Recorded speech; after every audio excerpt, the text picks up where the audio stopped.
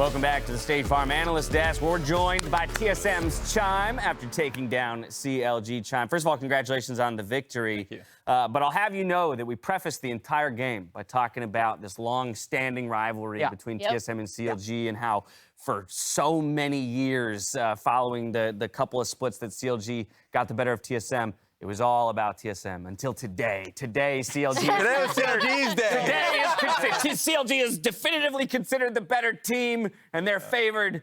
And then you dispatched with CLG right as we were trying to rebuild the rivalry. So what kind of responsibility do you hold for keeping down CLG here? I mean, I'm new, so I feel like I don't really count in rivalry yet. You know, I just showed up, so I didn't really I wasn't really invested in the rivalry until we won. So now I can care. Now you can care. Yeah, if we lost, I'd be like, oh, I don't care. But if we won, I'm like, yeah, of course. One thing I noticed, a lot of the plays that kind of got you ahead in early to mid were basically forcing these skirmishes where you guys would collapse or you'd be playing with fog. Who was calling for these plays to kind of catch CLG out?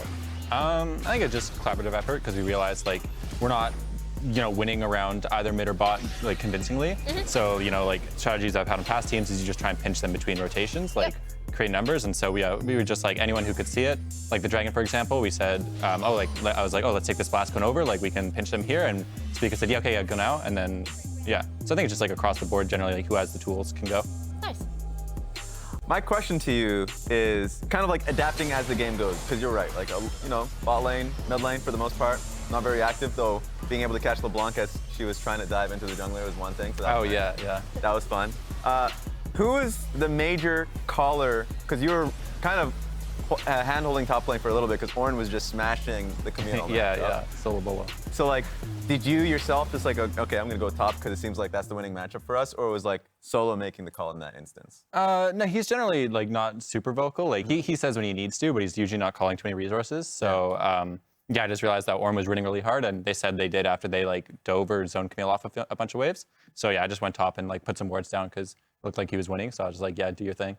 Okay, and how has it been since coming on to TSM, trying to, because it seems just off the gameplay itself, you guys have really gotten better. How has it been behind closed doors that people haven't been able to see? I mean, I think since we're probably the newest team in terms of last minute changes, we're doing everything that, all the harsh lessons you got to learn, we're learning them still the past few weeks. So, I mean, that sucks, but is also the best hurdle to get through as a team, I think. That makes sense. Can you share any of those lessons? Stop getting dove bot. Hey. Yeah. It counts. Yeah. For you individually, you're kind of one of the players that we targeted already before as someone who was kind of ready to make it back into LCS. What do you think you've improved the most about your game from going back down to Academy and then coming back now in LCS for TSM? I think my spring of 2021, I was a shot caller and I was the leader in Academy. And then I came to LCS and there's all these big names I'm playing with. And I was kind of I think I let my nerves get a bit the best of me.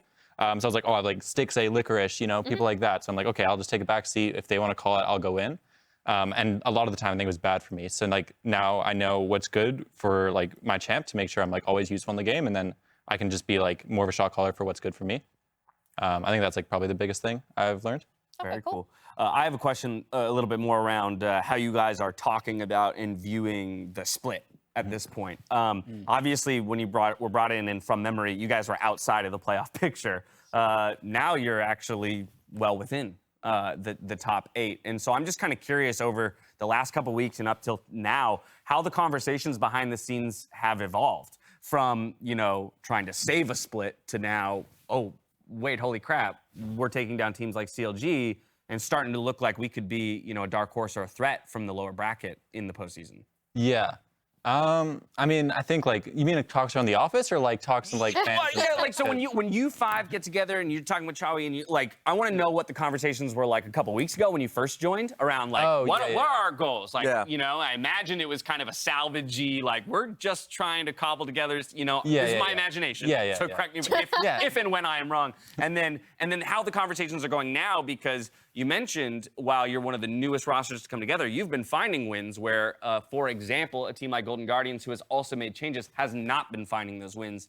And so I imagine that just changes the way both teams, both orgs are talking about their splits at this point. Yeah, I mean, when I came in, they weren't like, hey, we're aiming for, X place, or just like make 8th and hang in there kind of thing. They didn't give me like a straight up speech. They just like, play your best. This is the roster you're working with over the next few weeks, at least. And yeah, just like go forwards with that. So I never really had like a deadline of like, you should get this place or like whatever. Yeah, I mean, honestly, it's just been like kind of roll with the punches. Fair enough. Yeah. You mentioned when you were on Golden Guardians in LCS last year, you said the nerves kind of stopped you from being the shot caller. How's that comparing to now?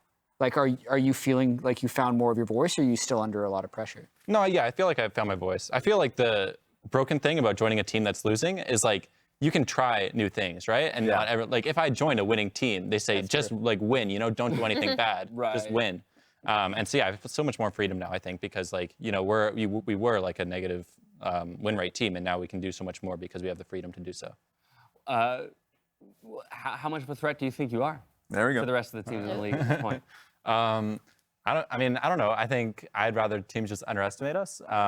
But I think we have a solid shot at making playoffs. It's just like 5th and 6th really ease that chance at running through playoffs. We don't want to we're still like working together as a team, so we don't want to run into like 100 Thieves or something like that, like right off the bat, Yeah. Like the top 2. So like 7th and 8th, I'm pretty sure have to do that. So 5th and 6th is a lot easier, so we can have that time to work like as a team.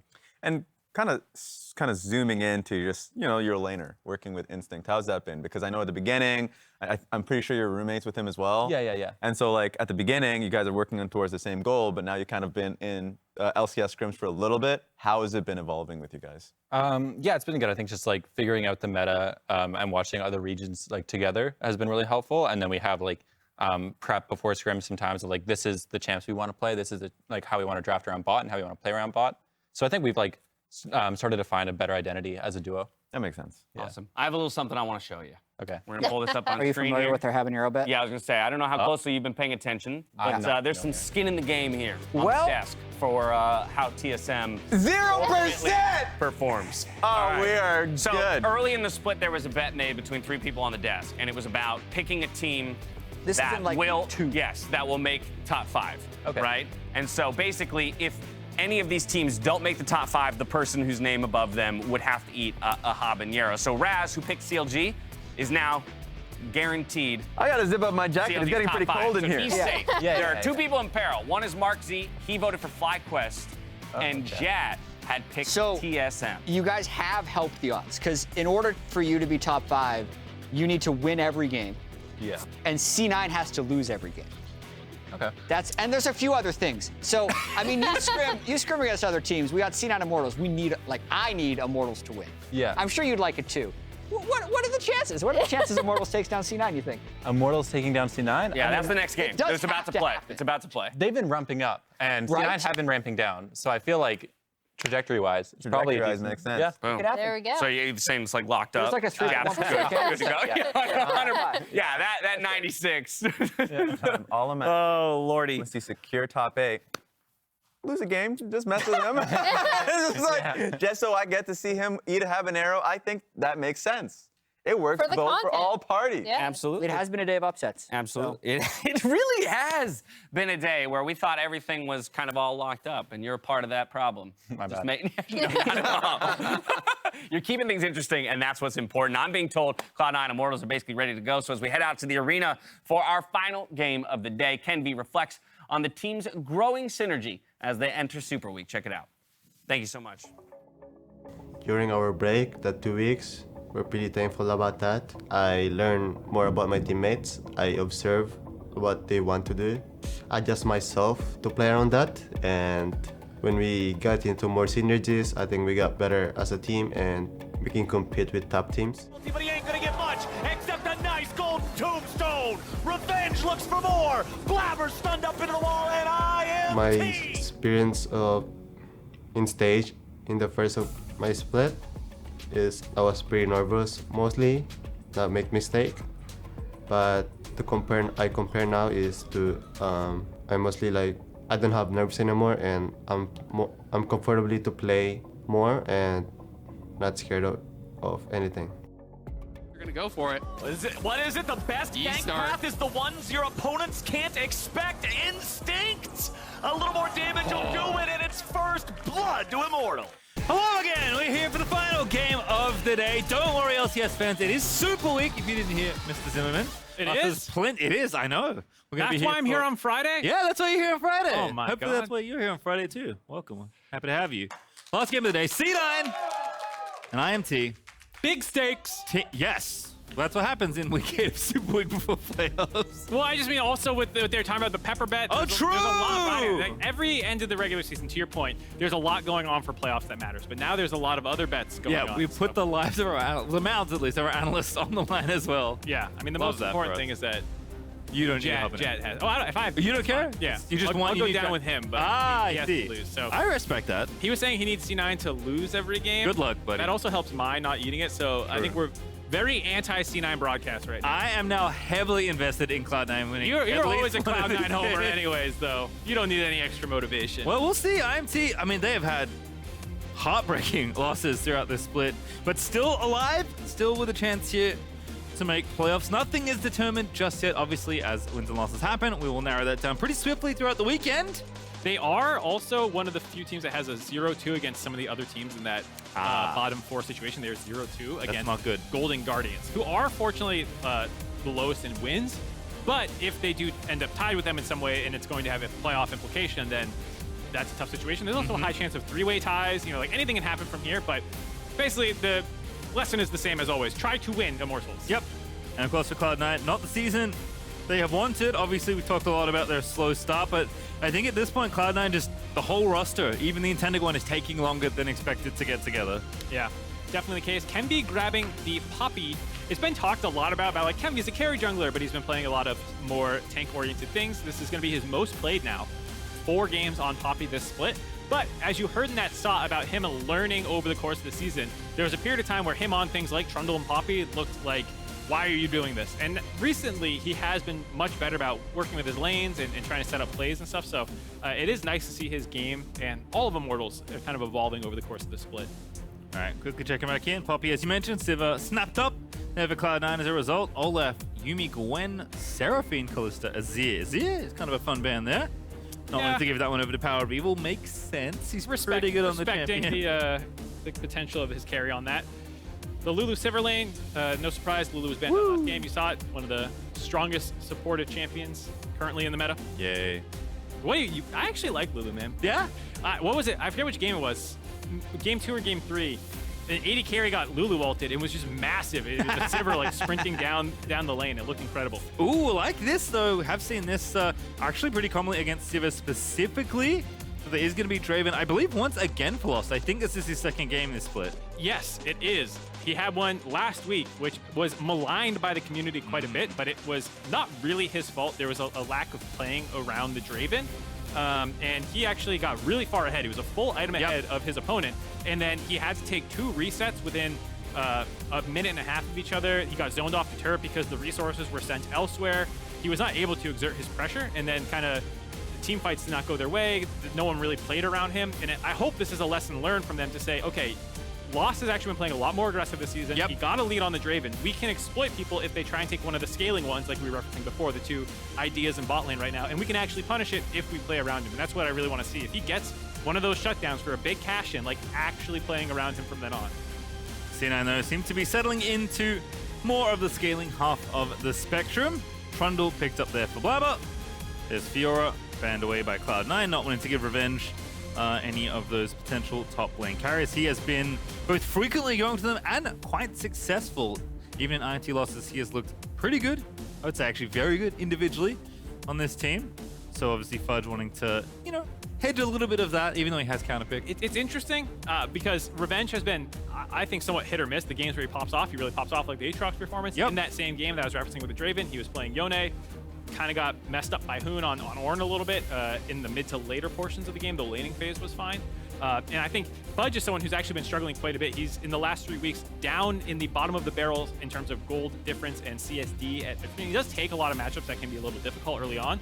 Has been getting exploited a little bit, though, so I can see both guys having something to prove right now after the last couple of recent weeks. Yeah, there's Ornn banned away. Speaking of, LeBlanc also taken away, and Orianna banned by Cloud9. My goodness. Not sure I'd ever see. That's funny to me. Jensen shying away from, I believe, his most played champion ever. I understand the idea, though, saying PoE. They're basically saying PoE only plays control mages. Yep. Jensen will play something else. Get rid of the control mages. It hits both of our champ pools, but I will have more in the tank. All right, well, there's Sejuani for Fudge. You're right. Like. They're going scale, man. It is a resident sleeper draft right here. Usually you're like, oh, the enemy team has Sejuani. I'll pick the Trundle to steal the resist. But if you take both, haha. Cloud9 with the draft. Genius. I mean, you do also have the Poppy. Obviously, Trundle and the Poppy is one of the main counter picks in the current meta. It's still a very good pick there, but gives Trundle also something to work with in terms of Sejuani's buff. When she gives it to allied melee champions in top lane, you can actually win some of those matchups a little bit heavier with your 2v2 being pretty unstoppable. It's very hard to win 2v2s against that if you're able to get on top and start mashing them. Let's see what the counter pick is for Revenge. Trusty old Aatrox, it will be. And trusty old Ahri for PoE there as well. This feels pretty comfy for both of these teams. Not too surprising given where we are. I think Cloud9 wanting to right the ship a little after the drafts of last week where they looked not quite as good as they've looked in kind of the middle of the split where they were on a bit of a streak. Last pick Taliyah there for Jensen. Happy to take the matchup in mid. Yep, you have a lot of dashes that you can throw your E on and deal damage, not just on the Ahri, but on the entire team. Everyone but Draven basically might get stunned up by that, as well as the fact that obviously Immortals early game with Aatrox and Draven is going to try and snowball pretty hard, and you have this extra map mobility from mid lane for Taliyah to maybe join in some of these fights and protect your side lanes. Sometimes globals are taken to accentuate leads that you're going to have in aggressive matchups. Here it's about trying to probably control Immortals when they start going for side lane plays. Yep, we'll see how Cloud9 can contain IMT because, as you said, we saw it kind of before it, but definitely with the Sejuani looked in for Fudge. They are looking for late on the Cloud9 side. Looking for late. They've got the scaling lead. It's about can they get there, or will IMT be able to snowball? See if this Draven gets some fatty cash-ins.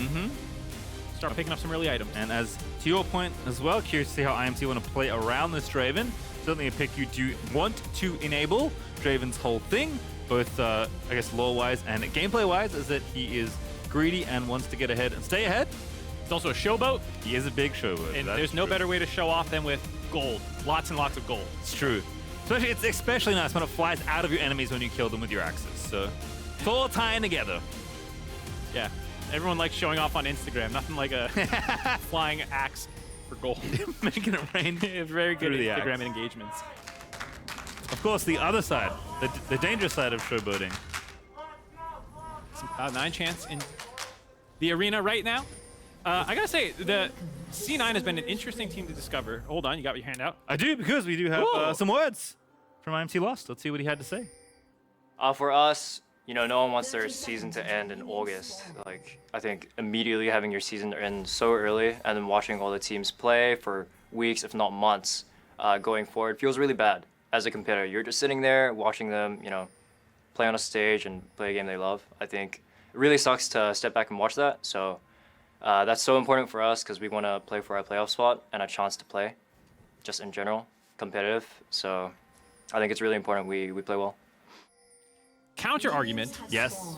Depending on how you've structured your contract, if there are no bonuses for postseason play and finishes, and it's just a straight up year contract, you will have earned it by the time you're knocked out of playoffs. And so from then, you're just working for free. So don't make playoffs. You have your money and just go home and go do something else, you know? It's more efficient. Yes, that's what competitive video game players think about. As you heard Lost say, it's definitely not that they're competitive people and they want to win. It's about, well, I've earned out. I'm out of here. Let me tell you, I've talked to a lot of pro players in my time, and they all say the same thing. There's also a lot. They love winning. And even my point doesn't really stand because a lot of players do have contracts that, you know, if you do well, get Really? bonuses thrown in. Yeah. Really? They make should. contracts to incentivize you to want to play well and win. Interesting. I hope they do. Interesting. Seems like a smart strategy there, as IgNar already off to the races in the 2v2. Nice hook there, but not too much damage onto Zven. Yep, getting some lane prio in level 1 though, controlling this wave now. They'll be able to get that level 2 first, or they should be able to from here. And if C9 don't respect this all-in potential, then you can very easily find a quicker cash in. Sometimes you like the fat stack, sometimes you're very happy to just get a first blood right out the gate. Nice sweep there actually from IgNar, clearing out vision for the brush, setting up for the second hook. Zven though with the very quick fingers on the shield, does keep himself safe. Yeah, we'll have to see if they're able to use that vision control to actually get some first blood. You can see Poppy making her way down there. Also have the Trundle working down there, so people understand that that is the lane to focus on. Tank matchup, top side kind of, not too much to play around. Bot lane, or excuse me, mid lane. Ahri's not really control mage, but it's more about sixes for both of them. And then bot side is the really explosive lane that you need to worry about. Yeah, definitely chilling out in the 1v1 there in mid. We'll see how it all pans out. Loster alongside IgNar, happily pushing, which is what you want to see. Also worth noting that Hex Flash is been fixed. There was a period of time when I was bugged and disabled last week. There was a hot fix to it on Tournament Realm. So IgNar does have Hex Flash, so that vision control point that you're talking about, extra important. If you do burn your flash early on in trading, which is totally acceptable to do in a kill lane, you also have your Hex Flash up to re-engage again. Yep, so Contract as well, also making use of it in the last game. I am sure Kenvi is on the same train. Most likely. It's like Shaco. Everyone's Shaco now with Hex Flash, I feel like. I mean, Shaco's more annoying with the whole invisibility afterwards and a number. You can also. It's not exactly the same. Not exactly, as IgNar out of lane, moving around. Everyone's Rek'Sai. Is that better? There's a lot of dash. Rek'Sai tunnels. It's a blink. But anyways, on to the point about C9 I was going to go at. It's a team that online, the conversation around their performance has fluctuated quite a bit over the course of the year, where obviously they started slow because they had a lot of subs in. Then they went out pretty hot and were 8-2, and people were like, wow, this team's killing it. But in their games, there were a number of times that their early games did not start well. They had to come back through enemy mistakes and things like that. Last week they went 0-2, and a lot of people flipped their tune completely, or I guess C9 fans probably didn't, but the haters finally had something to latch onto. And, you know, they said, oh, we exposed this team. They weren't actually ever that good. I think the reality is somewhere in the middle, in that people, if you're just doing results-based analysis, you might think that, but when they were winning really well, no, they still had problems. And even though they lost last week, they actually still did a number of things quite well, and did have an opportunity on a Baron, even from behind, by making a good play in their game versus 100 Thieves. It didn't work out, but you can see that this team is still very scary and ramping up, to be fair. And it makes sense, because the pieces of this team were very exciting for people, right? Even with Zven role swapping, this lineup, Fudge back in top, Blaber always been consistent, Jensen back in the league, Berserker looking very good in his last split despite kind of all the changes around Cloud9. Like, yeah, it's Cloud9. There's a reason to get excited by this team. I just think that, like, yes, individually they're good. Yes, there's some great hands on this team, but putting those hands all together has been tricky. Yeah, and I think you can see the talent because they're top of, or in the top half of the league for almost every CSD category, gold difference or whatnot, but they also have a lot of depths. So Blaber right now is #1 for junglers of deaths pre-15 minutes at 10. Double #2 at 5. Ooh. So he also has a ton of kills there, so his overall, early game looks good. He's still up in CS and gold, but it does speak to they have a number of plays that can backfire, and something that they do need to clean up is how they work with each other. But the talent is there individually. Nice little Drake roll there, by the way, for IMT, picking up the Infernal under 6 minutes. Feels pretty good to have a perma pushing bottom lane and not lost. Just ripping up Berserker's health there with the axes, but Berserker is going to get away, chug a potion, and be A-okay. Really nice timing on waiting for the spell shield to wear off for loss there and then getting the knockback. I don't think IgNar had hook, otherwise there was a pretty good opportunity there. And like you said, grabbing that dragon, using that Draven pressure, sometimes it can be hard to find the kill early on if people are playing respectfully, so instead you get the CS lead up to 10 already, you grab that dragon, and you kind of wait for the opportunity because you're fine just stacking that passive up until you're finally able to cash in. And we're going to respect Fudge's move, and Blaber on the Trundle. Trundle not bad in any sort of 1v1, especially a protracted one, so Blaber's going to go ahead and get that Scuttle Crab. Yep, playing away from the strong lane, kind of hard to contest certain things, so give the dragon up, grab this Scuttle Crab like you said, go for a little bit of an invade, and this 2v2, like we said, very scary if IMT want to defend there. Lost eating a lot of damage.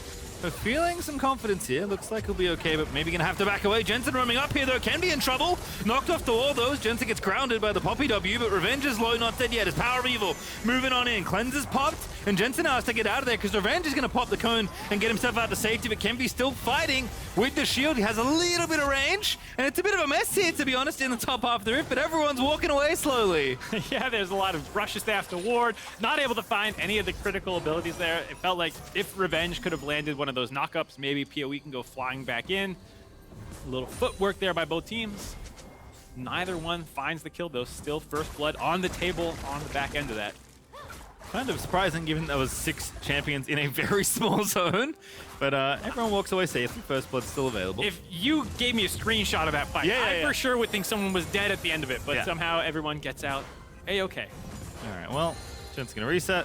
But good to see both mid laners being aggressive. That's really what you pick either of them for. They're not lane dominant, they're not super scaling, or they do scale decently. Like, you want to get out of lane and go affect other parts of the map.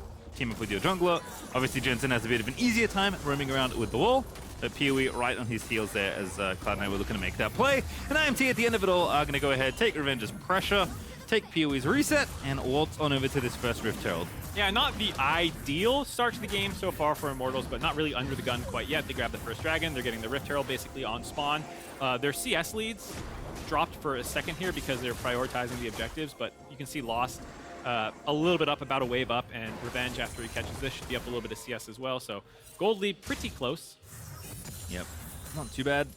See where the Herald goes. Obviously, good way to get the gold lead up nice and early, but obviously that Infernal worth gold that not reflected on the scoreboard, especially these days, my goodness. Pumped some power back into those Drakes. I'm glad we did. Yeah. I am very happy to have more incentivized objectives so people try and get on the map, make something happen. Jensen surfing on down. Not going to find anyone there. Goes ahead and backs away to his lane as PoE is trying to get the wave pushed back in. And Sivir Lulu is vibing. So far, so good for Lost, although the CS, as you mentioned, has been caught up. And for Zven and Berserker, surviving this lane is obviously the goal. It's something that they have had their struggles with. Zven has admitted in interviews that he's a bit of an inter. Not like actually running it down, but saying like, I'm going to play aggressively on the handful of champions that I play well so I can improve faster. I'm not here to try and just survive lane and not be a liability. I want to become good at this role and figure out how I can exploit advantages the hardest that I can. Yep. I think it was an interview with Travis where he was talking about this and how, yeah, he has a smaller champion pool right now. Everyone knows that he doesn't need to pretend, and he's trying to be as aggressive as he can on those ones and really master those champions. And Lulu has been one of the ones that he's had some pretty good performances on. So hopefully him and Berserker can survive this lane. They're doing pretty good right now, being basically even. Again, certainly the scaling team will take it as Zven roaming on around. Ooh, perhaps another role swap. No, actually, setting something up here alongside Blaber, Jensen, and Berserker, but PowerOfEvil has ulti, has flash, and was warded there was Blaber. So an easy back away there for PoE. Yep, some nice vision control there. Having those wards to see that coming. You saw an assist me ping go down on the bot lane turret during that time period. I wasn't sure if Kenvi was going to head down there and try and drop the Herald down that Zven had shown in mid lane, but didn't feel like there was enough of a timing window to make that happen. So ends up backing off there.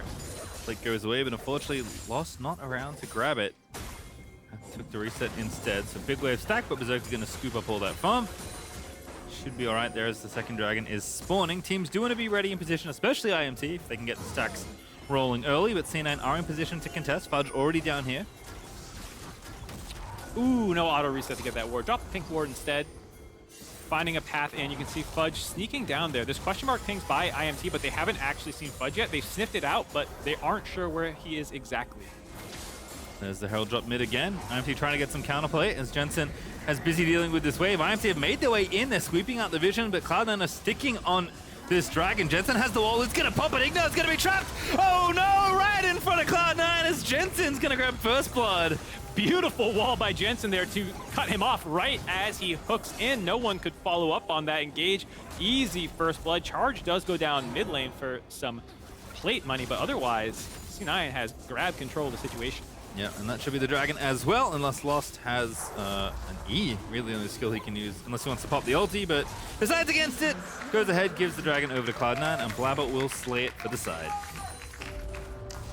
Yep, gonna be able to grab that one, throw a little wrench in the game plan of Dragon stacking that IMT had going on. And I think you could already see some indications that Immortals was shifting to a little bit more late game of a plan, or at least understanding how the team fights are gonna go. Lost not going for the lethality. Draven often going Eclipse first. Herald on, gotta engage here. PowerOfEvil looking for the point blank charm. Good little wild growth there to interrupt. And that'll be an easy escape there. Berserker forced to use the heal as well, but Cloud9 invests very little to get away from the 4v2. Yeah, I mean, you gotta feel pretty good about that. It was very telegraphed, very brute force by Immortals there. Pop the ults, run out of there, and you're more than happy to trade those out for PoEs and a temporary loss of aggression as Zven gets interrupted by Lost there. But yeah, like I was saying, Lost going most likely for the crypt build, not getting Eclipse, understanding that he's gonna have to punch through a Sejuani and Trundle in a lot of these fights. Here's that beautiful wall again by Jensen. Just, I mean, IgNar was gonna die pretty quick there even without that wall, but that definitely sealed his fate. I didn't catch it, so I'd have to go see it again, but I think Jensen stunned IgNar by pushing him through his E with his wall. And if that's what happened, it doesn't matter. Like, there's plenty of damage in CC, but if that's what happened, that's just adorable. I need to go back and look at that after this game and see, because that sounds like a very cute setup if It you is can very actually cute. pull that off. Well, Jensen with the extra angle there on Taliyah. Landry's done as well, so Cloud9 feeling a bit more confident. FTX gold advantage, not quite at 500. Still a slower early game here. Kenvi's model deciding he wanted to be on the good side of that pillar. It looks a little funny with him getting pincered right up against it, popped back onto the safe side. Ooh, Blaber in the face. Guardian popped there, but that's a lot of damage. On the other side, the same is true. Zven with the wild growth aggressively there to get the knock up there onto IgNar, but no damage done just yet. Still C9 powering forward, looking for a kill. They'll take one, they want more, but they're not going to get any as IMT get away. Nice counter engage by Cloud9 there. Looking a little dicey, like Blaber might hand over that shutdown to Lost, then they almost get onto Lost and take those stacks away. Still going up for those. No one claiming the Draven minigame victory quite yet. Here's a fun little mini game. How many stacks has Lost have? 304. Not bad, not bad. So I just want to. Ooh, we're getting it again. Oh, we're going way back for me. All right, let's see if you got this right. Here goes the IgNar hook. Boops him. No, because the E's not out there. Yeah, I don't know how you would be able to get your E out before you have to hop off. Just a little boop. Good enough, as it turned out. In fact, he threw that right at the end to get the kill, I think. Like, whatever. In theory, you could E first and then ult. Yes. If someone was nearby. Oh, actually, no. It's only self-displacement ability. No. So I think it works. The problem is they changed Taliyah wall to you have to be out of combat to activate it now. So I think like the timing would have been off and you would be able to find the right angle. So it's definitely not worth it to try. It's adorable. Like that's cuter than like the Gragas like no scopes when you like ult them into your Q that you've laid on the ground. But with the way it does say knock through them, so it would work. Yeah. It's just I don't think worth setting up because you can't cast Taliyah ulti after you've been in combat. I mean, just a little cooldown. Yeah, I guess Trundle Pillar can knock people into it too. There's Oh yeah, that's a good little, time. Yeah. That's a good time. That's cooler than the old Trundle Yasuo, if you remember that one. That classic. There's been a couple funny Trundle Pillar combos like that. Trundle Pillar is like sometimes the best and sometimes the worst ability in the game. When it's good, it's like really filthy. When it's bad, it's like, nothing happened. I wasted my mana. There was a period of time where Trundle support was actually broken because you just maxed E and you would just spam pillars and you could actually just eat armor and ult. Poppy-copter. Out we go. And Rift Child picked up there by Kenvi, zipped in to get the eye. Oh, Cloud9. oh, Booted out of there. It's Kenvi. Lollipoppy tripping out. Hello. Oh. Or okay. I mean, theoretically, you could pause for that bug, but guys, can I get a chrono break? Can we remake the game? Ref, I moonwalked. They got first blood. I don't like this. Can we remake? My lollipop. I'm so shameless, dude. I will try and like win any game. I won an ARAM because someone asked if I was the real MarkZ, and he said yes. And he said I'm a big fan. I said if you were a real fan, I was losing this ARAM. I said if you were a real fan, you would surrender. Enemy team instant 5-0 surrender the ARAM. I will take my non-existent hidden MMR any day of the week.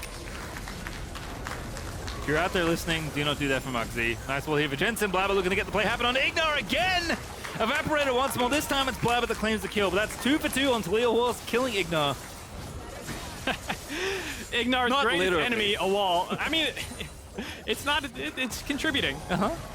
IgNar, you know, Nautilus is notoriously a champion that you die quite a bit on if you don't get ahead very squishy champion, and so far C9 have been picking on him a little bit. Now with a 1.5k gold advantage, there is still the Rift Herald, but getting their second dragon here does feel like this kind of early game snowball plan that Immortals went for has come off the rails officially. Yeah, gonna have to play a little bit more fair, or maybe a little bit more on Cloud9's terms come this mid game, as Drake does go over to Blaber. Clubs on down the dragon as Berserker scoops on in to vacuum up this wave here. Again, hasn't died, has 2 assists, and has more farm than the enemy AD. Berserker's winning. That's what he thinks. Just wait till that caching comes.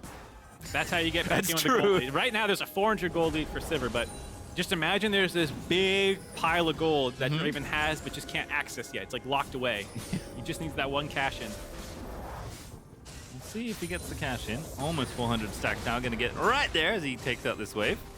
Continues to go ahead and catch those axes. And again, Cloud9 game still certainly in touching distance here for IMT. It seems like both teams have settled in for a bit of a longer one. Certainly with the Dragons being split early, we are going to be hanging out for a bit. Yeah, I mean, it's still possible for Immortals. It's not like their comp can't find kills early. It's just there's not a ton of sustained damage to punch through the front line of C9. So if they're not finding flanks, which is always kind of like in League of Legends, the like trump card of like, yeah, your team comp's better, it scales, but we killed Sivir instantly. Yeah. It's very hard to do with a Lulu and the front line, but if you can do it, then you can always find a way back in the game. And like we said, lost over 400 now means it's over 1,000 gold that he can cash in on, which means that gold lead, if you get it, will be neutralized. Certainly will. As teams are going back, working on their next items. A lot of attention here in mid. C9 going to go ahead, try and take out Lust. Draven, notoriously not a lot of dashes. Jensen going to take him out. No flash used there by Lost. Was likely dead anyway. Yeah, I gotta feel like there's a bit of a greed on the flash. You do have to commit it. C9 aren't done. Yeah, Kenvi knows, has to flash away. Certainly, once Lost was in that bad position, couldn't use it. Blaber actually going to get chummed up, and the turret goes down. That's first brick over to Cloud9 as well. Fudge zooming on in, popped the ulti already, looking for revenge on revenge, but doesn't get another kill, but they'll take it. That's 1,000 more gold now in their pockets. Yeah, they have drained the stacks from IMT. They also get, like you said, the gold themselves. So big swing. It's some of it invisible, but a big shutdown there onto the Draven. And like you're saying, I mean, I was trying to hype Lost Draven a little bit before the game, but that's a big mistake not blowing your flash. There's a 1,000 gold flash that you just let yourself get flicked back into the enemy team. Now, Cloud9, if there was any concern about like the one play that Immortals had potentially back in the game, you just kind of dismantled the biggest threat in the game. Yep, and opening up the map as well for yourself, also getting bonus gold has to feel pretty good. Game was kind of not a stalemate, but, you know, lots of posturing back and forth. With these towers being up, now C9 can maybe open things up a little bit more. That's a very nice charm out of PoE. Everfrost, though, I don't think quite connected. Now Revenge actually going to get flicked back as well. Forced to flash away. Tower is down in mid thanks to the power of the Herald. The Cloud9 still holding on to the majority of the gold lead. FTX gold advantage up almost 1,800.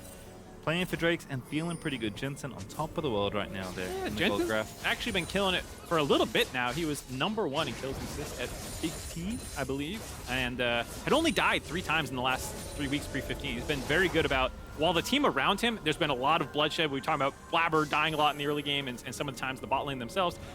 Jensen has kind of been a rock in the mid lane. Fudge has also, like I said, been struggling topside a little bit recently, and Jensen has kind of been the backbone for this team. And you can see it in this game as well, not making like the flashiest plays, but always landing these big walls. Here, getting this flick back, making sure to actually connect that onto Draven. And that's it right there. He thought he was out.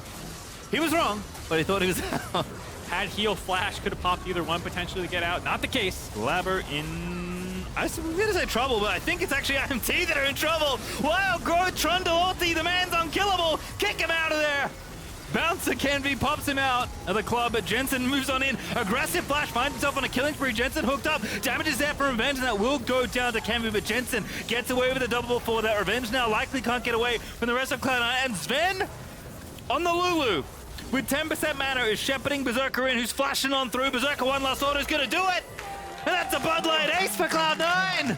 Cloud9 finishing off Immortals. In that river, you saw how healthy Blaber was at the start of that. He's the same health at the end of that team fight, and now they're on to Baron.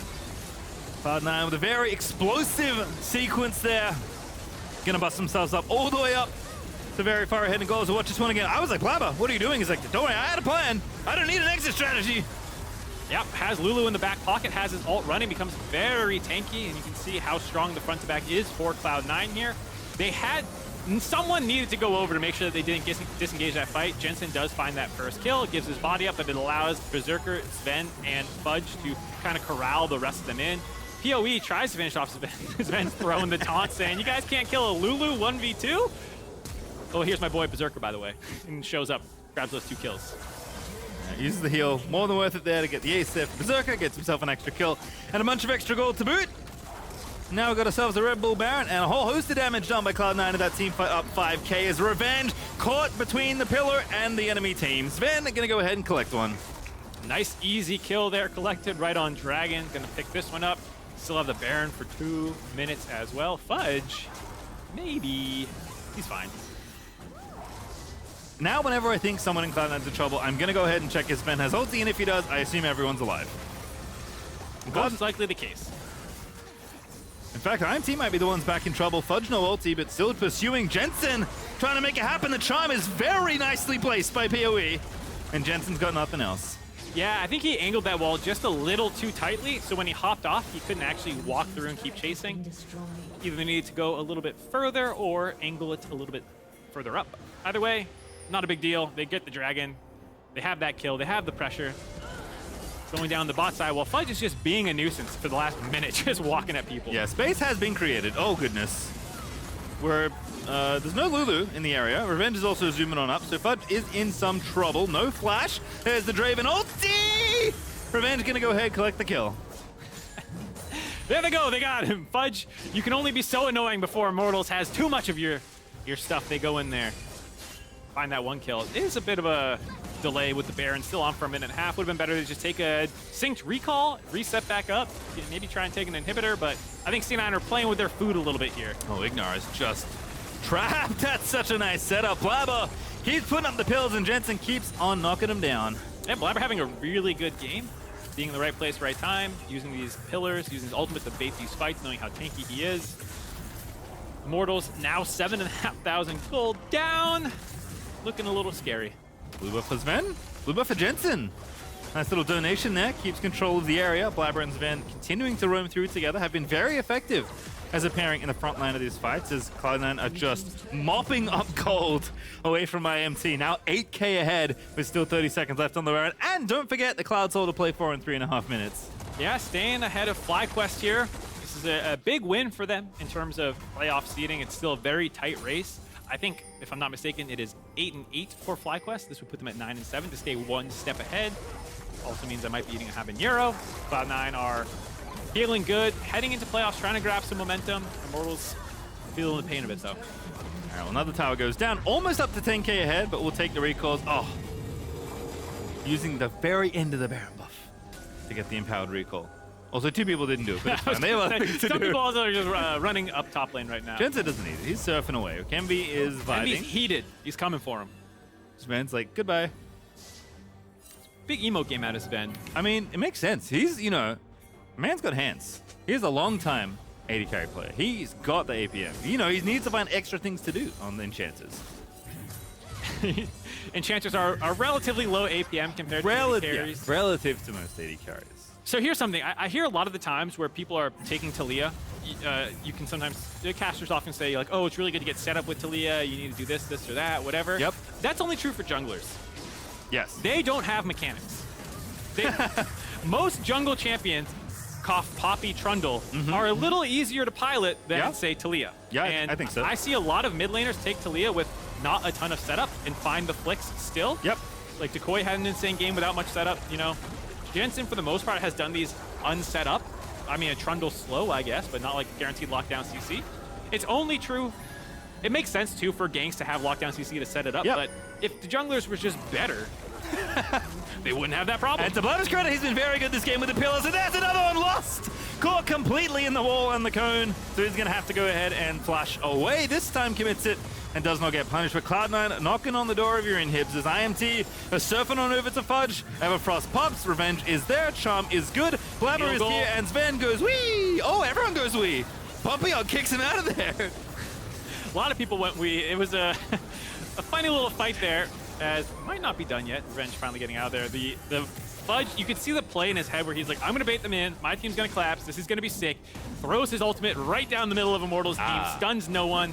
And then Kenvi helps disengage the fight. But that's still good for C9, given that this is a Baron-less push that they're able to get this pressure down. Grab that mid-inner turret as well. So only the inhibitor turret's left alive.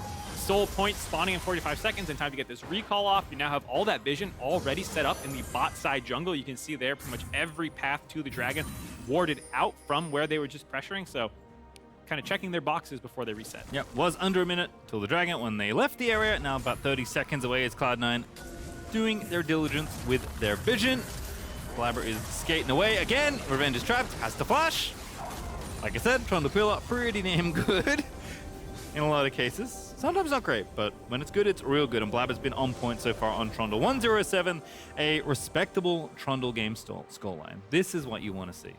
Respectable. It's respectable. It's been very good. I go beyond respectable for him. His performance has been good. The scoreline. I see what you're saying. Yeah. But yes, agreed. For a 10-2 game. True, actually.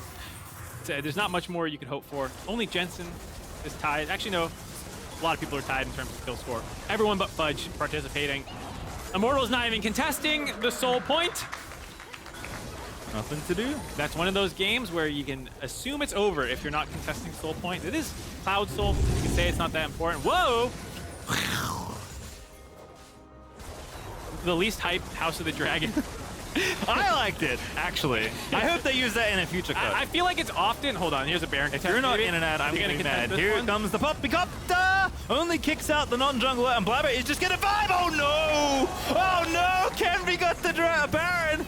Stole away the gold, stole away the buff, and Blaber is pissed. He's on to the enemy AD carry. Revenge is going to get cut up by Jensen as well. And C9 may just be using it as bait. They win the fight, but they do not get the objective. If you're Immortals, you're saying we take those. If you're Cloud9, you're saying how dare you? And they're going to try and end the game right now, 30 seconds before loss is up. They don't have the Baron and Power 3 for the push, but there's no one really for wave clear other than PoE. Not going to be able to do it by himself. Gonna maybe say, you know, we take those two. Take your next at least. That's the plan for Cloud9. Streaming on down through mid. No Baron to help you out here. Kenvi and PowerOfEvil are the only resistance, and Kenvi is trying to cut the wave. By a bit of time in the stasis, but still dead to Berserker. As now the Baron minions are gonna force Cloud9 back. All right, Cloud9 can't end on this push. Dang. I wouldn't have minded if they had. Feels like a pretty trapped game. This is one of those if you're in solo queue. I'll respect the FF. I will never surrender ARAMs. Yes, as we've learned. Funnily enough, I will surrender games where I feel trapped for LP, but I won't do it in games. Here you see the yeet out. It's just Blaber left in the pit. Everyone else gave a fair amount of respect, actually, to the collapse from Immortals.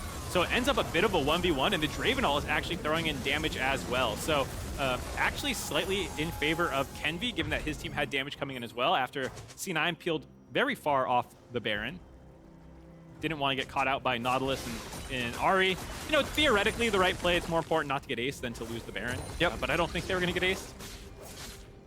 Either way, Cloud9 setting back up again around this bot side of the turret. Immortals, the negative 253 Baron power play. Nice. I wonder if that is technically still an improvement from the gold spread over the previous 5 minutes before Baron. I would assume so. Like, average-wise, it's trending up. They're not losing as much as they were before. Before you can be positive, you have to decelerate the speed that you were going down. Yes. I guess that's accelerating? Decelerating your negative speed? You know what? We'll figure it out in a moment, because Jensen's going to try and cut him off here as they are trying to go under this tower and get it down. They should be able to grab it. Indeed, they will. And now the fight may begin. Blaber a little too far forward, though, as Kenvi slams Fudge on in. Revenge backs through. Jensen on a killing spree, though, and Cloud9 have broken through in the bottom half of the rift.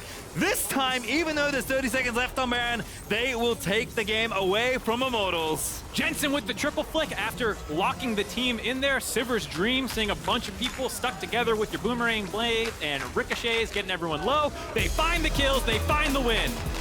Cloud9, a nice game for them to start their super week. Obviously, looking at the standings, you would expect a Cloud9 win here, but has to feel good to have it be mostly smooth as you start your super week. It was almost 100% in their favor, start to finish. There was that small window where Immortals had pressure on the map. They grabbed the first dragon, they got the first herald, but outside of that, Cloud9 grabbed control of this game very early on, never left control of it, didn't make any significant mistakes, just kind of weathered the very, very early storm and outscaled.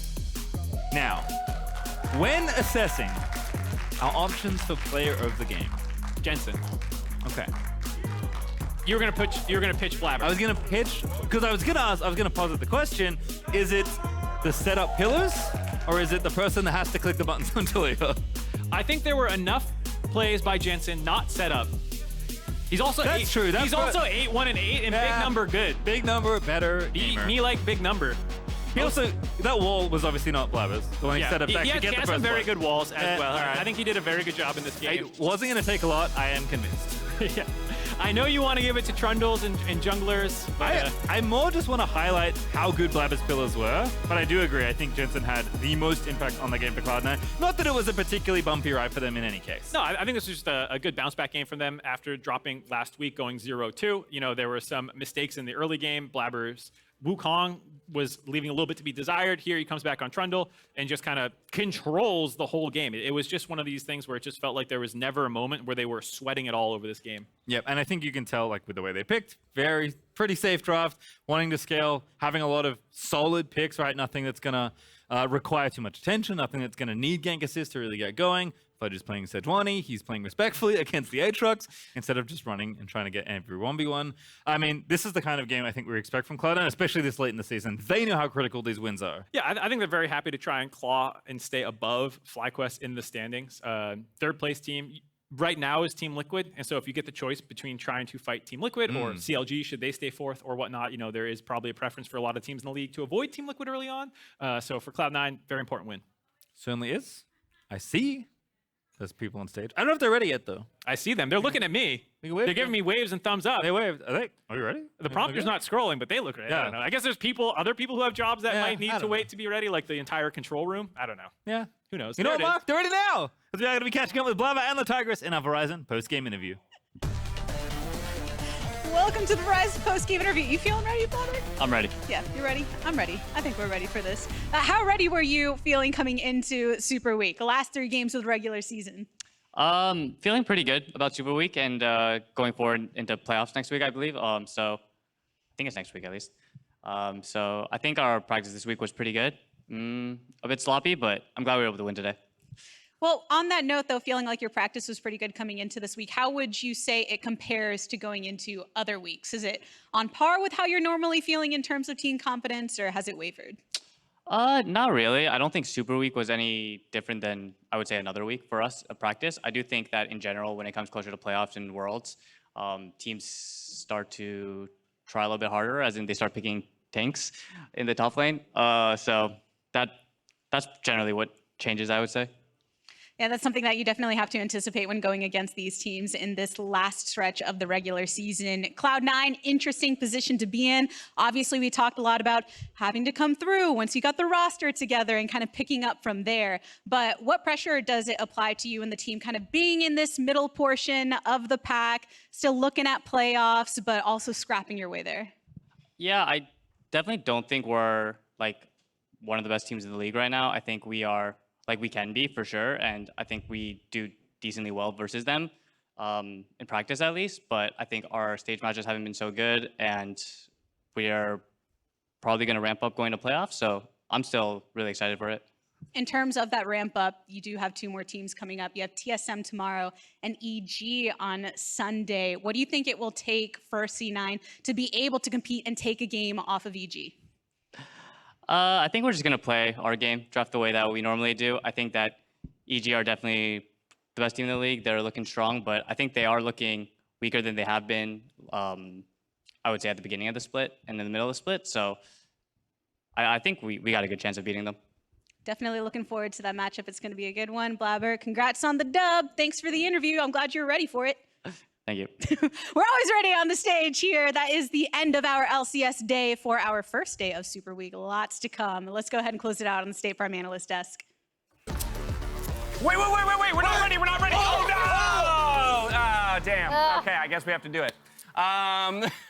Cloud9, they get the dub. They won't notice. Blaber says he's not terribly happy about, how messy it is. And I think that makes sense. Again, a lot of our talk about this team when hearing the roster in its entirety initially, believe this is a team that could fight for a championship, but that they haven't necessarily been putting up championship level performances as of yet. And it's very much seems he agrees, while he believes they can still be that kind of threat in the end.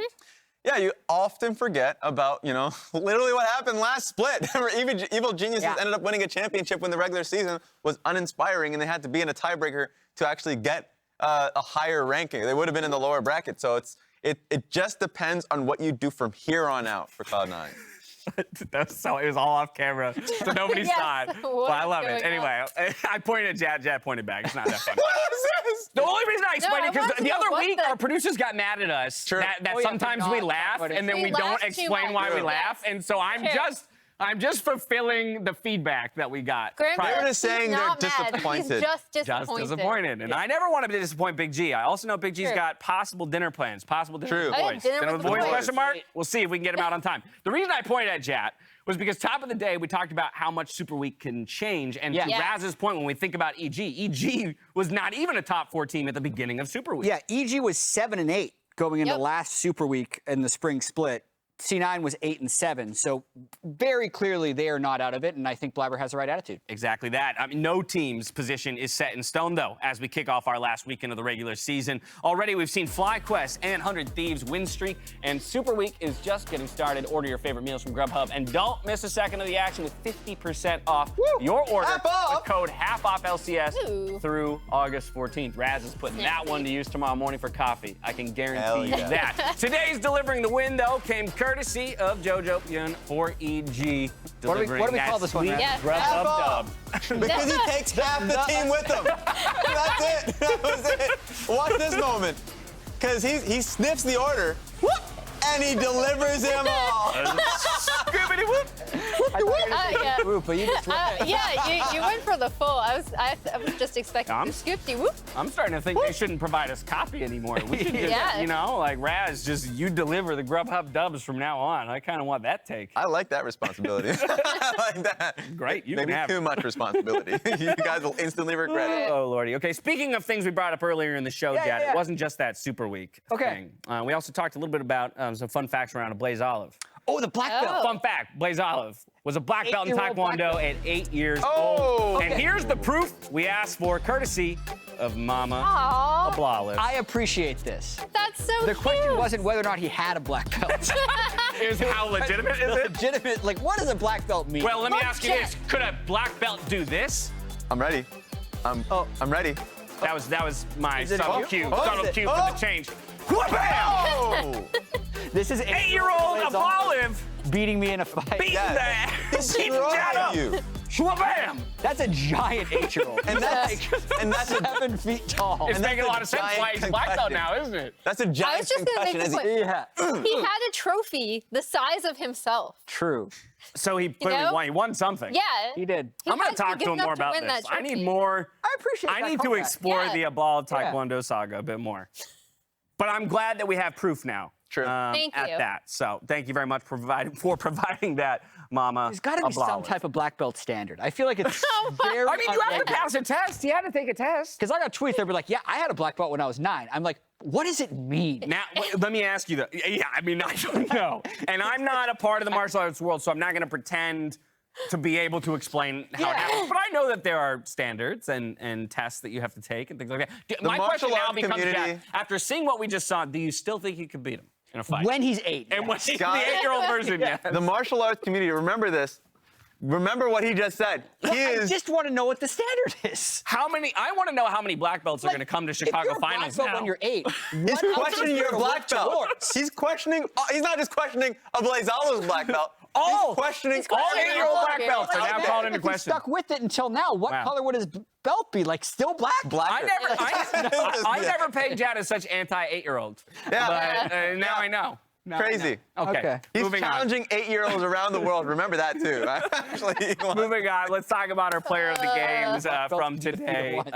We're narrowing in towards the end of the split, so each of our players only have a few more games to make their case for best player in the league, that MVP status or all pros. But today it was Bjergsen, Danny, Takui, Solo, and Jensen. Let's flip on over, though, to our all-time or split-long leaderboards, where we still find Takui up there in the top spot, followed by Someday, Inspired, Palafox, Bjergsen. I know there's a whole bunch more behind them in hot pursuit, but we only can fit 5 on the ground. Yeah, I mean, Takui in the 8 FlyQuest wins has been player of the game in 5 of them, so that's kind of by far the most impressive of the player of the game leaderboards that we see. And then from the previous graphic, I do want to call out Solo. Like, I think I'm stealing this from a Reddit comment, but like, what a life to just chill all year and then show up in the LCS and just be the best player in a game.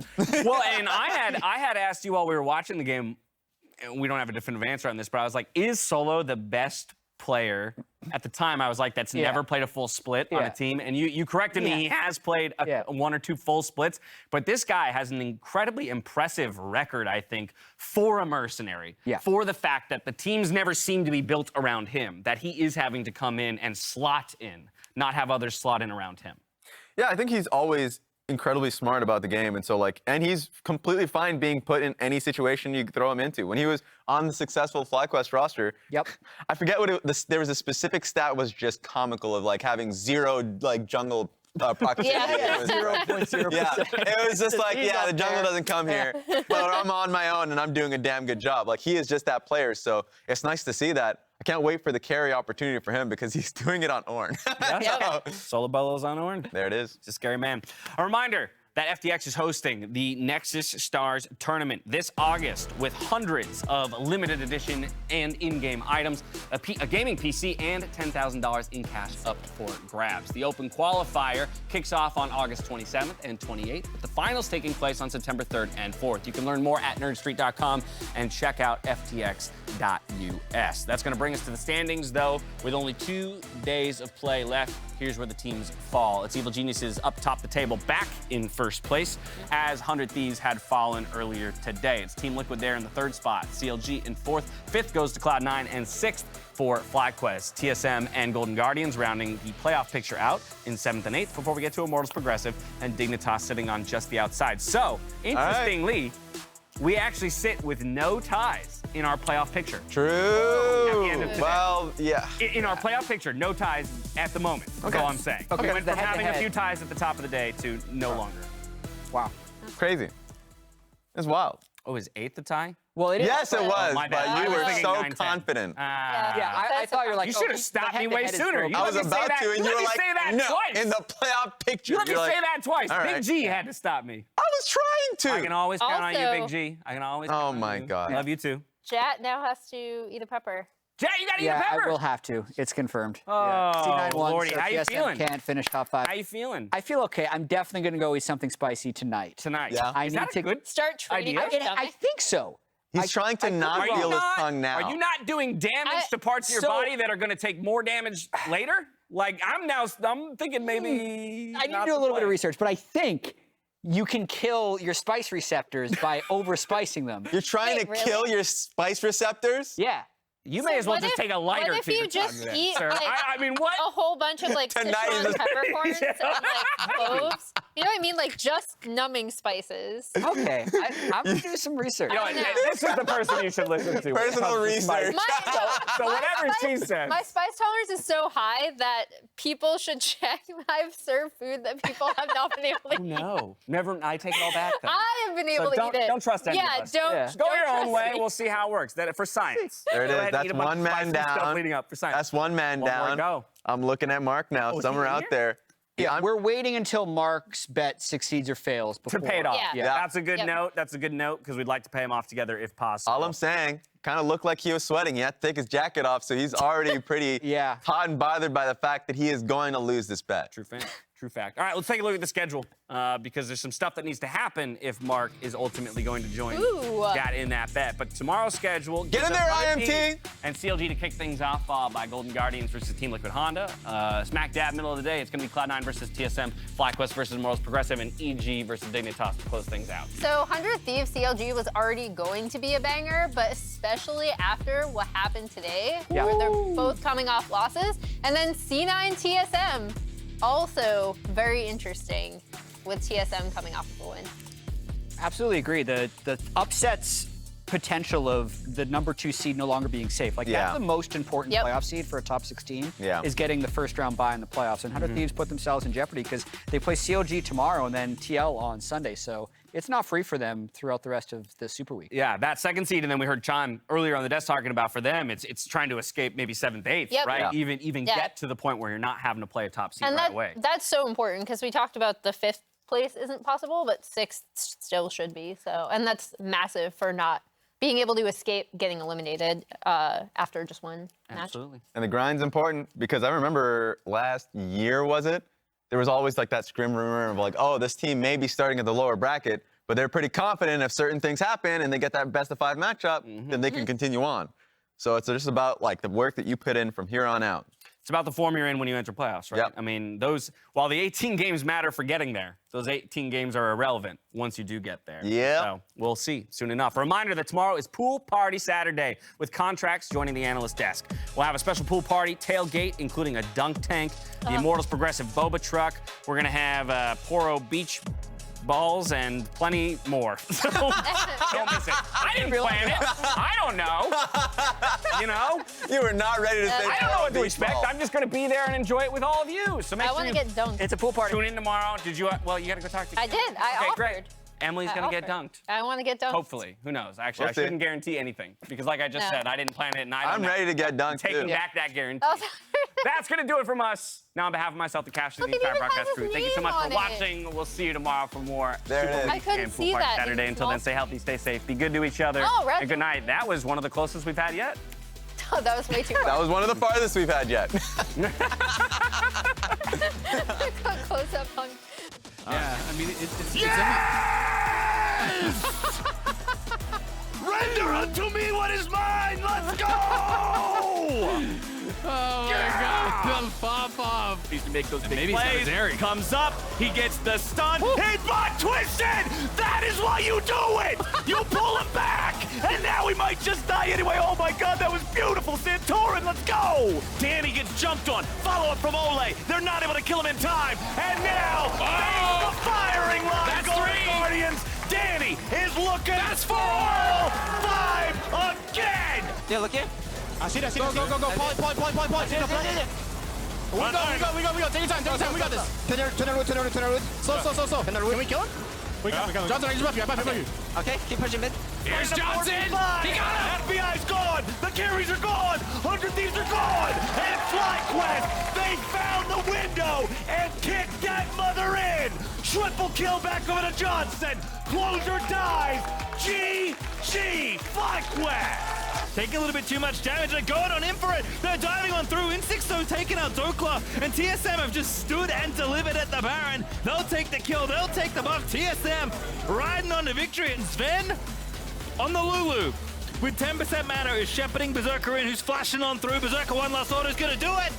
And that's a Bud Light ace for Cloud9. No. Again, Blaber a little too far forward though as Kenvi slams Fudge on in. Revenge backs through. Jensen on a killing spree though, and Cloud9 have broken through in the bottom half of the rift. This time, even though there's 30 seconds left on Baron, they will take the game away from Immortals.